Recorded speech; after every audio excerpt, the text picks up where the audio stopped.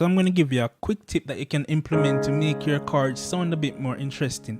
We're going to be in the key of C sharp, and let's say we're going to play the progression 1, 5, 4. I'm going to show you a tip that you can do to make these chords, these static chords, a bit more interesting.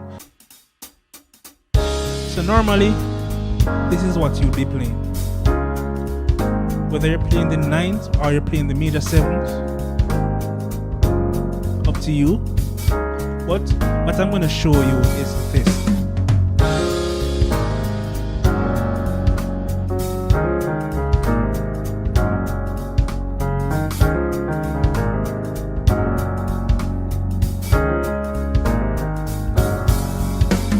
Right? Simple.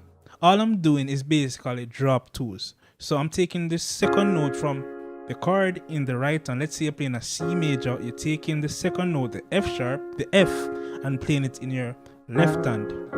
So we're just making this a bit more interesting by playing a slide from a tone below. So you end up with this. You can also play the 9th here. If we're playing the 5, the same thing applies. You're taking the second note from the chord in your right hand and playing it in your left hand. And you do the slide from the tone below. Same thing for the 4. So you end up with this.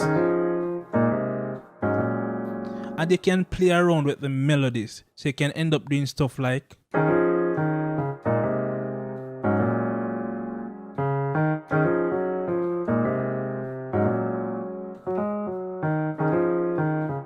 just play around with melodies.